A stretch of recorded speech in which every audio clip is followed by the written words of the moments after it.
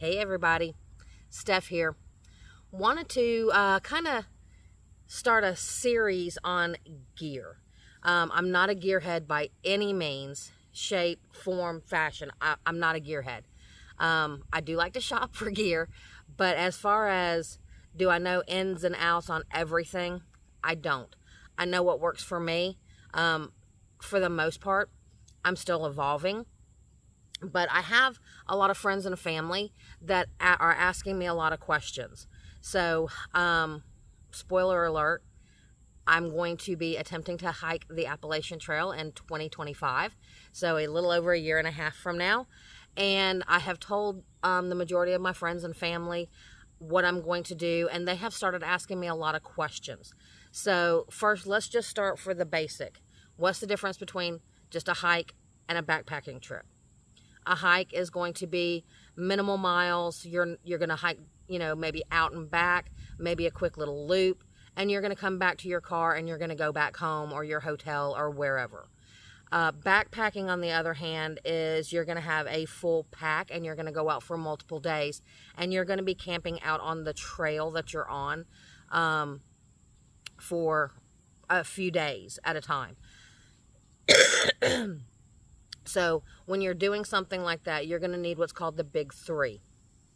Your big three are your backpack, your sleep system, like your sleeping bag, your sleeping pad, and your shelter. So shelters can be anything from a tent, a hammock, just a tarp over your sleeping bag on the ground. Some people do that. Or on some of your other trails, you're going to actually have three-sided shelters that have been built and constructed to sleep in and stay in. So the first one of these videos is going to be on a tent. I have hammock camp before. It is okay. I prefer a tent. So what this is going to be about, I have 3 different types of tents. I started with one and I kind of morphed into what I'm fairly happy with now. So we're going to talk about each of the 3 tents and what kind of things that you need to kind of look at when you're going out on a multi-day hike on carrying this stuff in your back. So let's go over a few things that you need to look at when you're going to get your tent. I'm going to kind of run through them, and then I'll explain them a little bit more in detail as we're going through some of the other stuff. What size tent do you want? 1 person, 2 person, 3 person, more person? What's the weight of the tent? You're going to be carrying this on your back the whole time. So what weight do you want to be carrying around with you the whole time? What type of setup do you want? There's multiple different types of setups. There's freestanding, semi-freestanding, trekking pole tents. So what setup is going to work best for you? And then you want to look at ease of setup and breakdown. How easy is it going to be once you get to camp to set this thing up, right? That's going to be a biggie. So let's break these down a little bit more and let's talk about each one real quick, and then we'll get into some setup, and I'll show you kind of where I started and where I am now. All right, so the first thing you want to look at is size. What size tent works for you? So you have 1-person tents, 2-person tents, 3-person tents, more person tents. When you get into more than about 3 people, or a 3-person tent, you're talking more of car camping, where your car is sitting right there and you're toting everything in your vehicle. We're not even going to get into that. Most hikers are going to carry 1, 2, or 3 person. A 3-person tent is really going to be 2 people kind of hiking together, and they're going to sleep in the same tent, and they'll break it down into like 1 person will carry the tent and the rain fly, and the other person will carry the stakes and the poles to kind of distribute the weight a little bit more. And that's fantastic for them. My perfect setup is a 2-person tent. I don't want anybody else in the tent with me. I like to spread out. Once I've been hiking for several hours, or then getting into the multiple day hikes, I don't want anybody else in my tent with me. Been married to Billy for 22 years. I don't want him in my tent with me. It's uncomfortable. You're hot, you're sweaty. I am, he is. Then you're talking about your very close proximity, because a 2-person tent is still really only, this wide. It's not very wide. You're talking 48 inches most of the time at the max. And then you're putting 2 people in there with all your gear and, your sleeping pads and your sleeping bags. And I like to spread out. So anyway, a 1-person tent is going to be a little bit smaller than what I like. So you're talking about much more narrow. A lot of times you can't really get all of your gear in there with you. So a lot of times people leave their packs in their vestibules. And I'll show you what a vestibule is in just a few minutes, if you're not sure what that is. So, to me, the perfect size tent for me is a 2-person tent, because of the additional space it kind of allows me to put my stuff in there with me. Weight is a huge factor. You're going to be carrying everything on your back. So you want to balance between your comfort on when you get to camp and what you can comfortably manage on your back all day long. Okay, so everything that you have in your pack, everywhere you go, it's with you. So you want to make sure that it's not going to, day after day after day, that first hour or two, you're like, hey, this is great, I can carry anything. But the more you walk and the more hills you go up and over, and the trees that you have to climb over and the rocks that you go over, all of that with that pack on your back is just kind of weighing down on you. So you want to get something that you can comfortably carry. Your lightest weight setups are going to be what's called a trekking pole tent. They don't have really any poles that come with them. You utilize your trekking poles that you're using all day anyway to help set your tent up. So instead of the poles that come to kind of give it its shape, you use your trekking poles. That kind of falls into your type of tent as well. So you have freestanding tents that have the poles that kind of round out. You put your rain fly on. These can generally be picked up and toted someplace else. You can stake them down. You don't really have to. And then your semi-freestanding tents, they really have to be staked down in order for everything to kind of fall properly. And then the last thing is not really something I'm going to talk a lot about. It's ease of setup. Anything, the more you do it, the easier it's going to get. To me personally, I have a trekking pole tent, which is the second tent that I had. I'll show that one to you, of course. To me, I just had a very, very, very hard time setting this tent up. Once I got it set up, I got in it, and the more I did it, I was very frustrated. And when you're hiking all day and you're tired when you get to camp, the last thing you want is to be so frustrated with your setup that you almost just like, forget it, I just want to sleep on the ground, I don't even care anymore. And that's kind of where I got with the trekking pole tent. Maybe I should have given it a little bit more time and tried it multiple times. I don't know, maybe practice more. I recommend that for everybody. Practice setting up your tent before you go out on your first backpacking trip. But I got so frustrated with it, and it was just, it would rain and everything would fall, and I just said, forget it. I'm going to something that I can easily set up for myself. And sometimes that's what you have to do. I was willing to trade off the weight of the tent for the ease of the setup, which was important to me. So let's talk a little bit about the tents that I have and where I started. I started off years ago with the REI Passage 2. I had this grand plan. I was going to hike the Georgia section of the Appalachian Trail. Had I hiked anywhere else or backpacked? Had I done that before? No. Why do I even need to do anywhere else? I'm going to the AT.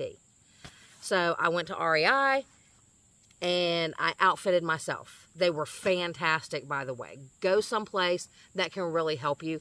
I say REI just because I like them. There's a lot of outfitters out there. There's a lot of cottage companies. I personally I like REI. So anyway, I found an affordable tent. And at the time, this is what I could afford. It was like $129.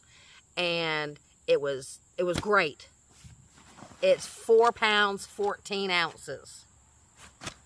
4 pounds, 14 ounces. That's a heavy tent, if you weren't quite sure. Next, after having that one for a while, it was a great tent. I'm not knocking the Passage 2. It was a good tent. It was heavy. So then I got on after a while, and I'm just like, I need something lighter.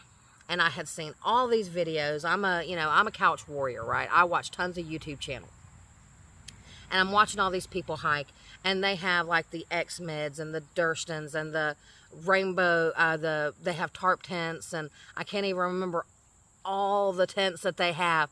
But I'm sitting here going, man, they're throwing these things up so easy. They're using their trekking poles. They're not heavy. I got to get me one.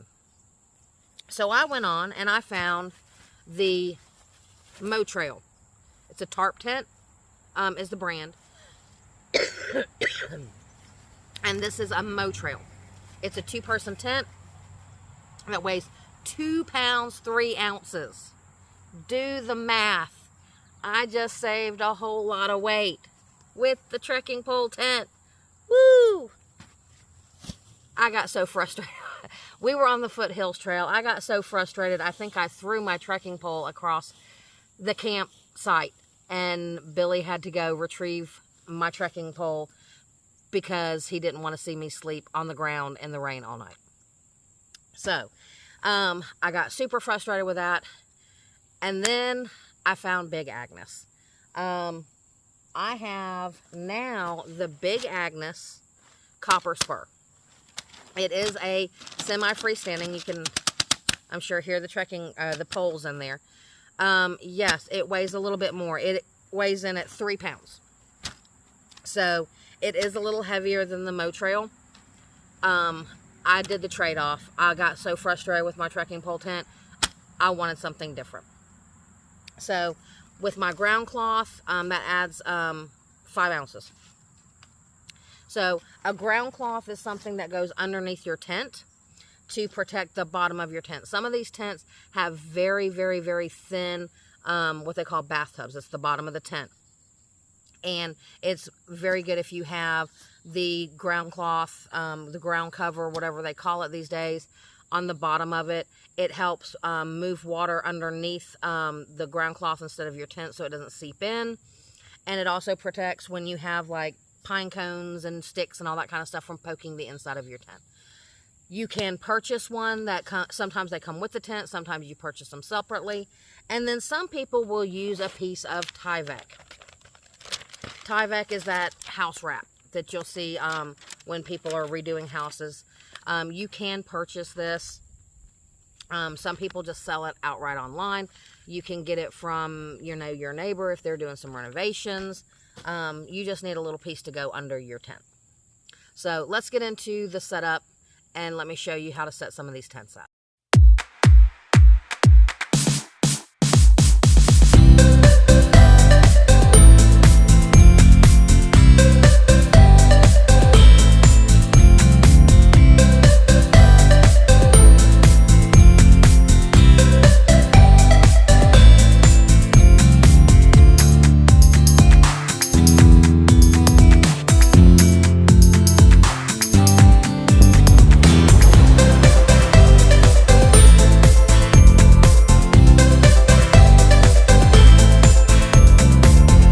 Okay, so there you see the 3 types of tents. There's your trekking pole tent. As you can see, I had a little bit more trouble with it. Now, it has been a while. I didn't set up the vestibule port of it. It's been a while since I set that one up. This is the Passage 2. That was my very first tent. Great tent, heavy. And this is what I have now. This is my Big Agnes. Now here's the vestibule that I was talking about. Basically one side of your rain fly you put up, and then you have a little area in there that you could put your shoes, your backpack, things like that if it's raining. When you let that down, you have that times 2. Now, with the Big Agnes Copper Spur, what I did get with this one is the part that's rolled up, I can actually create an awning with my trekking poles so that if it's raining, I could have them up, but still kind of be protected from some of the rain if I really wanted to do that. I enjoy my Big Agnes tent. Like I said, the REI tent, the Passage, is a great tent. It's just very heavy. I dropped the trekking poles out of my mow trail because I was gonna go ahead and set up the awning and decided not to, but I just got so frustrated with that thing. I was not good at setting it up. So the last thing I wanted to do was be frustrated every night. The Big Agnes I really do like. It weighs in at 3 pounds, 5 ounces with the footprint. The other cool thing about this is I can set the footprint and the rain fly up completely without the tent. So if it's like raining when I get into camp, I can throw the rain fly or the ground cover down and then throw my poles up and my rain fly up. And because you can see, this is all mesh. So if I put that up before I put that rain fly up, all that rain is going to get into my tent. But with this one, you can set it up without the tent being set up first. The poles just kind of lock into the ground cover. And then you can, once the rain fly is up, then you can put your tent in there and set it up without having to get everything soaked. So I kind of like that too. I haven't had to use that yet, but I need to practice it so that when it does happen that I need it, I've got it and I know how to do it quickly. Okay guys, well, I hope that some of that was informative. Like I said, I'm not a gearhead by any means. I just really enjoy going out, backpacking, and camping. I have a trip planned for about a month from now with a friend, going through the Smokies as kind of like a shakedown hike. I plan on doing more gear videos. I'll talk about my backpack. I'll talk about my sleep system, what I'm using, what I'm hoping to go to. And then I'll talk about all the little things, the cooking, the the use of trekking poles. Again, here's my email. Email me questions. I'd love to answer them. If I can, I will. If I don't know the answer, I'm not going to pretend to. I will find out an answer, and I'll include that information in here as well. So, guys, if you've made it this far, thank you. I appreciate it. I appreciate it if you would subscribe, like the video, hit the little notification bell if you want to know every time a new video comes out. So, I think I just felt some raindrops. Before I get poured on and get soaking wet in my backyard, I'm going to break down all my tents, and I'll see y'all next time. Until then, I hope each one of you get out and live your great story.